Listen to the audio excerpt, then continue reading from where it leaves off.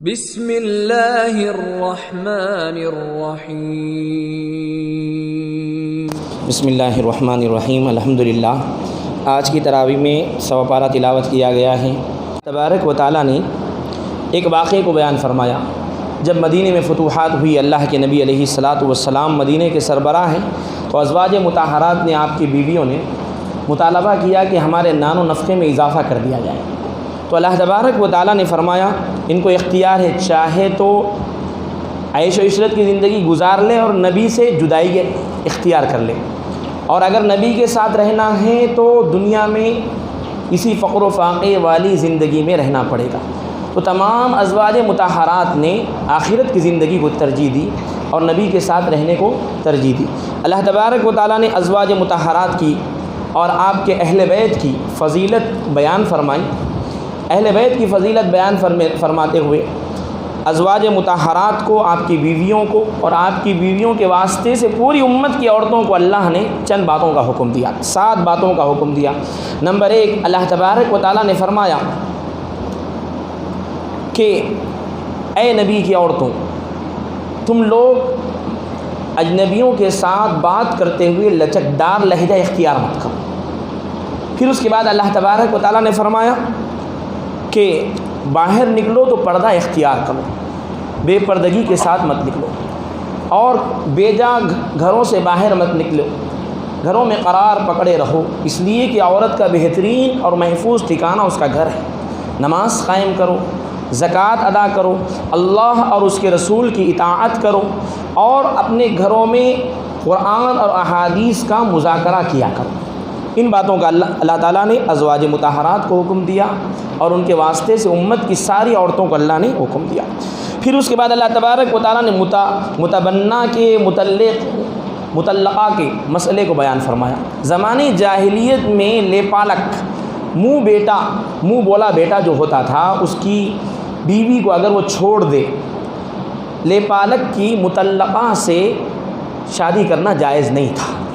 یعنی جو شخص کسی کو اپنا منہ بولا بیٹا بنا لے، تو منہ بولا بیٹا جو بنانے والا ہے وہ شخص اپنے متبنہ کے لے پالک کی مطلقہ سے شادی نہیں کر سکتا تھا، اور یہ غلط نظریہ تھا۔ اللہ تبارک و تعالیٰ نے اس نظریے کی تردید کرنے کے لیے اللہ کے نبی علیہ السلام کے متبنہ زید بن ثابت تھے، انہوں نے اللہ کے نبی کی پھوپھی ذات بہن حضرت زینب سے نکاح کیا۔ دونوں کے درمیان نباہ نہیں ہوا، حضرت زید نے حضرت زینب کو چھوڑ دیا، دونوں کے درمیان جدائی ہو گئی، تو اللہ تعالیٰ نے حضرت نبی کریم صلی اللہ علیہ وسلم کا نکاح حضرت زینب سے کروایا۔ قرآن میں اللہ فرماتے زوجنا، کہا اے نبی جی ہم نے آپ کا نکاح زینب سے کروایا تاکہ دنیا والوں کو یہ معلوم ہو جائے لے پالک کے احکام حقیقی بیٹے کی طرح نہیں ہیں۔ لے پالک اگر اپنی بیوی کو چھوڑ دے تو اس کی مطلقہ سے اس کا والد جو ہے وہ نکاح کر سکتا ہے۔ حضرت نبی کریم صلی اللہ علیہ وسلم نے حضرت زینب سے کیا۔ اسی کے ضمن میں اللہ تبارک و تعالیٰ نے تعدد ازواج کے حکمتوں کو بیان فرمایا۔ نبی علیہ السلام نے 11 شادیاں کی تھی، اور عام مسلمانوں کو 4 شادیاں کرنے کی اجازت دی گئی ہے۔ تو اسلام دشمن طاقتیں پیغمبر اسلام پر شہوت پرستی کا الزام لگاتے ہیں کہ نبی نعوذ باللہ شہوت پرستی کی وجہ سے عورتوں سے نکاح کرتے تھے۔ اگر ہم 2 باتیں یاد رکھ لیں تو ان کے سارے الزامات، سارے اعتراضات ختم ہو جاتے ہیں۔ پہلی بات یہ ہے کہ اللہ کے نبی علیہ الصلاۃ والسلام نے سب سے پہلے جوانی کے عالم میں جس عورت سے نکاح کیا، اس عورت کی عمر نبی سے دوگنی تھی۔ حضرت خدیجہ سے جب اللہ کے نبی نے نکاح کیا، حضرت نبی کریم صلی اللہ علیہ وسلم کی عمر 25 سال، حضرت خدیجہ کی عمر 40 سال تھی۔ جب تک حضرت خدیجہ باحیات تھی، نبی نے کسی اور عورت سے نکاح نہیں کیا۔ اگر شہوت پرستی ہوتی تو یہ نہ ہوتا۔ جوانی کے عالم میں ایک بیوہ سے، 2 مردوں کی بیوہ سے اللہ کے نبی علیہ السلام نے نکاح کیا۔ پھر اس کے بعد اللہ کے نبی کی زندگی اور سیرت کو ہم دیکھتے ہیں تو یہ ایک اور بات بھی معلوم ہوتی ہے، اللہ کے نبی نے جتنی عورتوں سے نکاح کیا سوائے حضرت عائشہ کی، وہ ساری کی ساری شادی شدہ تھی۔ حضرت عائشہ صرف باکرہ تھی، کنواری تھی۔ اگر کوئی آدمی شہوت پرست ہو تو کنواری لڑکیوں سے نکاح کرے گا۔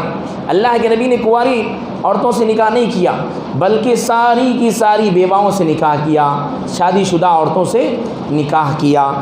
لہذا اسلام دشمن طاقتیں جو اللہ کے نبی پر الزام لگاتی ہیں، وہ خود بخود دو باتیں ہم یاد رکھیں گے، ان دو باتوں سے وہ اعتراضات خود بخود ختم ہو جاتے ہیں۔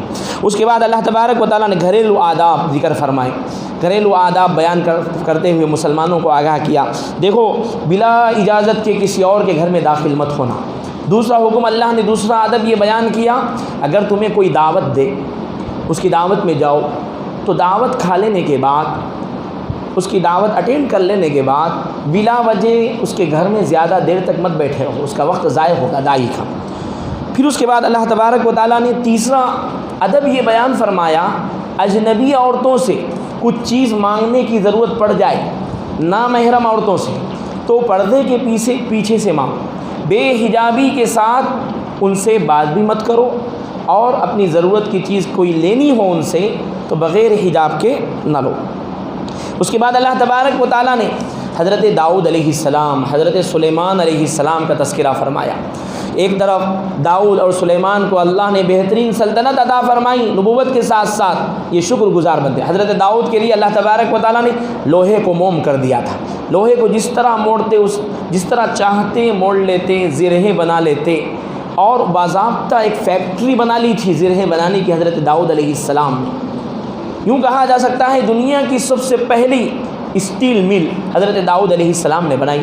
پھر اس کے بعد حضرت سلیمان علیہ السلام کو اللہ نے عظیم سلطنت عطا فرمائی، اور ان کے لیے تانبے کو اللہ نے پانی کی چشمے کی طرح اللہ نے پگھلا دیا تھا، اور جنوں کو ان کے لیے مسخر کر دیا، ہواؤں کو ان کے لیے مسخر کر دیا، پرندوں کی بولی انہیں عطا فرمائی۔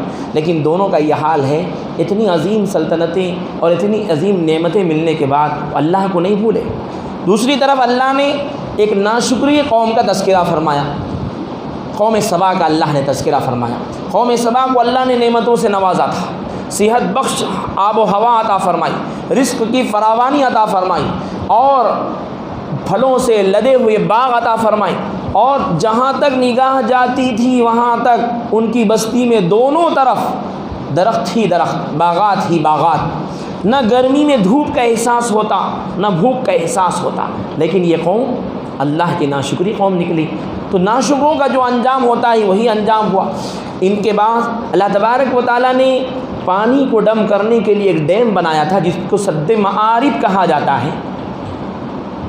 جب اللہ کی ناشکری اس قوم نے کی تو اللہ تبارک و تعالیٰ نے اسی ڈیم کے پانی کو، اللہ نے پانی میں طغیانی لائی، اور موجیں حد سے زیادہ آگے بڑھ گئی، پوری قوم تباہ ہو گئی، برباد ہو گئی۔ اس کے بعد سورہ فاطر شروع ہوتی ہے۔ سورہ فاطر میں اللہ تبارک و تعالیٰ نے کائنات میں اللہ کی تخلیق کی قدرت کو اللہ نے بیان فرمایا۔ کائنات میں آسمان کو اللہ نے کیسے بنایا، زمین کو اللہ نے کیسے بنایا، اور سمندروں کو اللہ نے کیسے بنایا، اور دو سمندر ایسے ملے ہوئے ہیں، کھارے پانی کا سمندر، میٹھے پانی کا سمندر، لیکن دونوں کے درمیان اللہ نے ایک آڑ بنائی جو آنکھوں سے دکھتی نہیں، ادھر کا پانی ادھر نہیں ملتا اور ادھر کا پانی ادھر نہیں ملتا، ایسے اللہ نے بنایا ہے۔ یہ اللہ کی عظیم قدرتیں ہیں۔ اس کے بعد سورہ یاسین شروع ہوتی ہے، انشاءاللہ اس کی تفسیر کل بیان کی جائے گی۔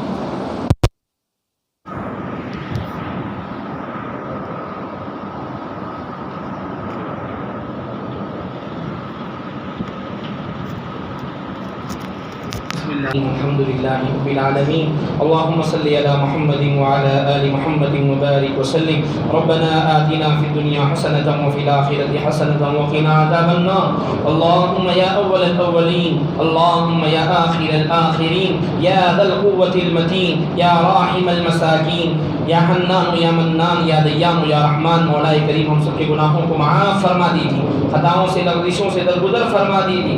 اے اللہ رمضان کے ہمارے روزے کو قبول فرمائیے، تراویح کو قبول فرمائیے، تلاوت قرآن کو قبول فرمائیے۔ اے اللہ ہمارے تمام بیماروں کو شفاء کلی عطا فرمائیے، خاص طور پر جناب نظام صاحب کو صحت کاملہ دائمہ عاجلہ مستمرہ عطا فرمائیے۔ اے اللہ دواخانے میں شریک ہیں، بیماری سے پریشان ہیں، مولا آپ ہی بیماری سے شفا دینے والے ہیں، اے اللہ ان کے علاج علاج کو کامیاب بنا دیجیے، اے اللہ کو صحت کاملہ دائمہ عاجلہ مستمرہ عطا فرمائی، اے اللہ ہمیں اور امت کے تمام افراد کو بڑی چھوٹی ظاہری باطنی وبائی ہر طرح کی بیماریوں سے محفوظ فرما دیجیے۔ ہماری اس دعا کو محض فضل و کرم سے نبی اکرم صلی اللہ تعالیٰ علیہ وآلہ وسلم کی پاکیزہ دعاؤں کی برکت سے قبول فرمائی۔